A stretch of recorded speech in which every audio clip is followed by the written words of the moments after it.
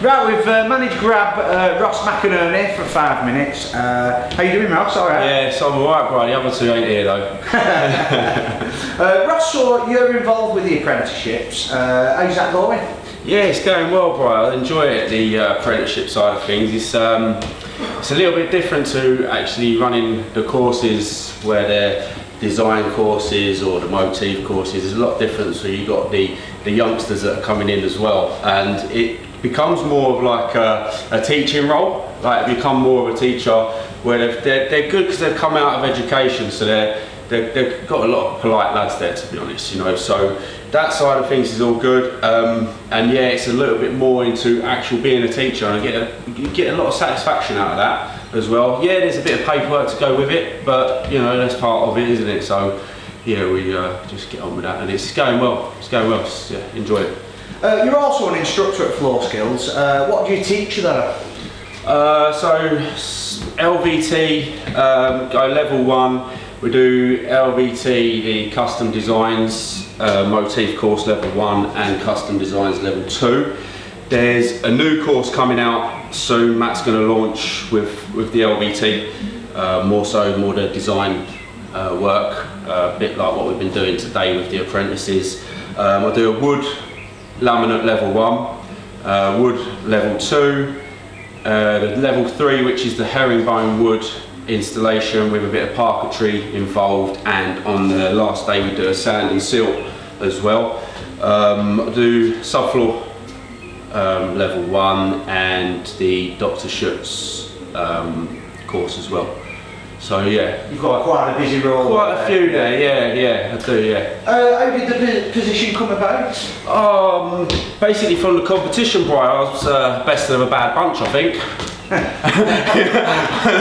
Just got spotted like that, mate. No, but yeah, I've done the competition again. With the competition there, I weren't going to enter it. You know, it wasn't my sort of thing to be going and look to do. It wasn't until I was sort of getting a few messages saying, you know, maybe you should enter, maybe you should enter, and I was like, nah, not really. It's not really my thing. But then I just thought at the end of the day, do you know what? I've got nothing to lose. Why not just go and enter it? Everything to gain, basically.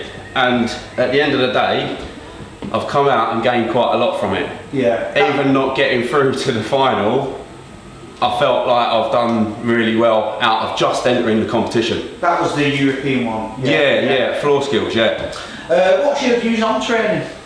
Yeah, I mean, people have different views on it. Some have the attitude where you don't need to train. I always find what the training that I did, I picked up a lot.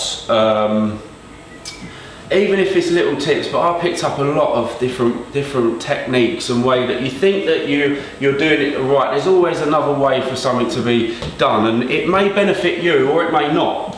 But I do think training in a whole is, you know, I sort of look at it like professional sports. They train every day. So it's just training. You're training to make yourself better, and that's what I do as well. I train. I'm always training to make yourself better. So yeah, I think training as a whole is a good thing. It's a good thing. When you're not instructing at Floorskills, who do you work for? So I do a bit of work for myself, my own sort of things, private sort of work. Not too much, but I mainly work for Bucks Carpets down in Bourne End, and CFV Direct, which is Bavish, down there. I do some work for him as well, do some installs for him there.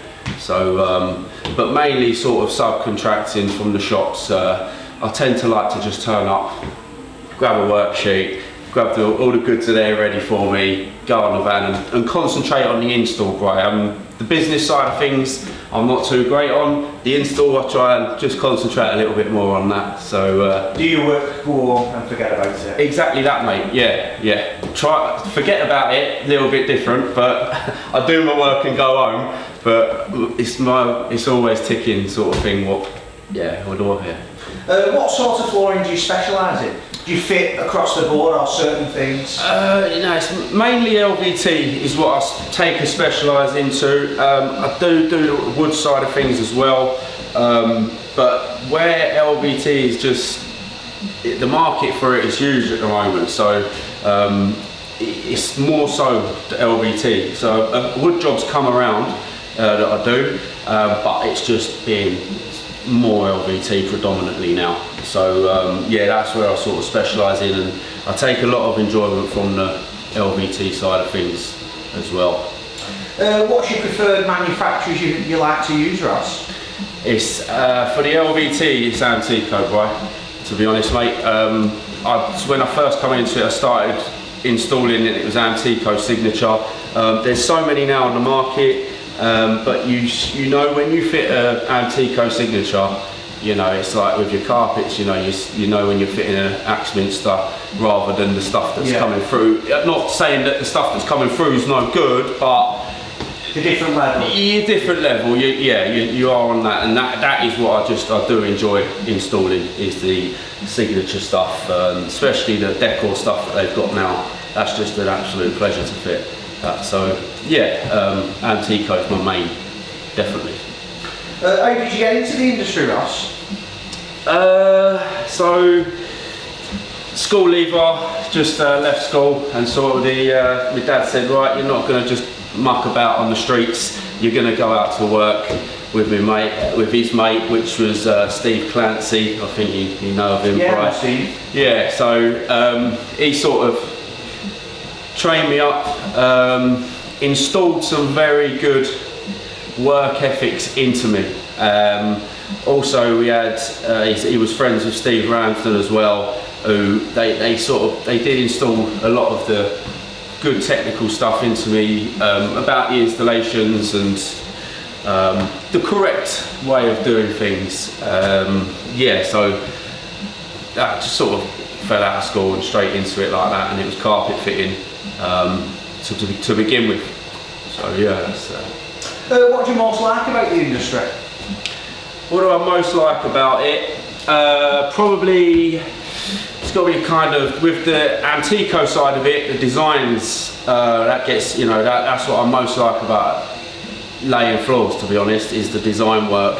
The satisfaction you get from seeing, you know, a bare concrete floor with the, you know, levels all out and all sorts. You spend your time doing your prep on it, and then putting a design floor down, and customer satisfaction at the end of it, and even personal satisfaction of the work that you put into it and what you get out of it. All right, well, yeah, we get money, we get paid for it, but that satisfaction of looking at it and that actually looks really nice. So yeah, mainly satisfaction of the design work, LVT. And what do you most dislike about the industry?